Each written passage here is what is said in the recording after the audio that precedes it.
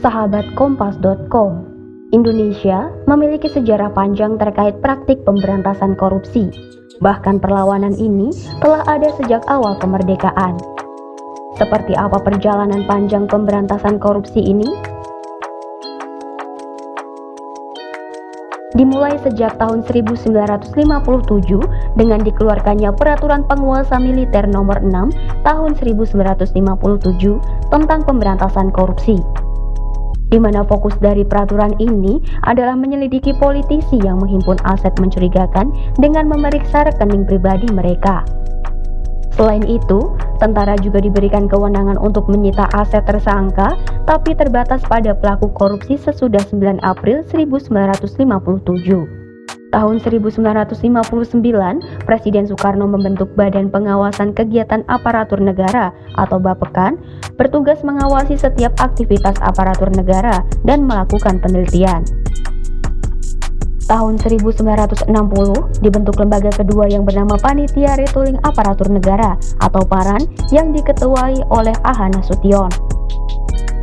Akibat keberadaannya yang tumpang tindih, Bapekan sepakat untuk fokus pada pengawasan dan penelitian aktivitas aparatur negara, sementara PARAN fokus pada penindakan korupsi.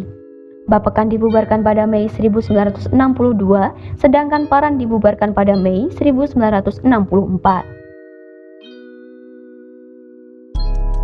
Tindak pidana korupsi pada masa Orde Baru semakin merajalela dan merata sampai ke semua lini kehidupan dan pemerintahan. Di masa itu, DPR akhirnya mengesahkan Undang-Undang Nomor 3 Tahun 1971 tentang pemberantasan tindak pidana korupsi.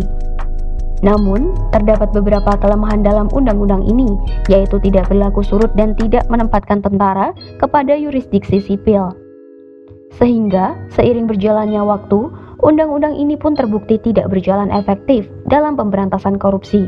Adapun beberapa peraturan yang terbit di masa Orde Baru terkait pemberantasan korupsi yang dikutip dari laman Komisi Pemberantasan Korupsi antara lain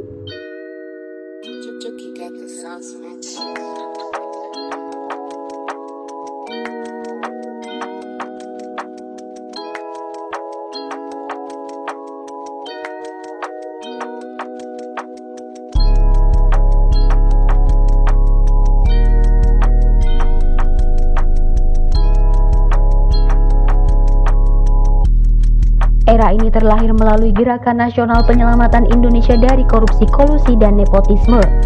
Gerakan ini diharapkan dapat menunjukkan keseriusan dalam pemberantasan korupsi.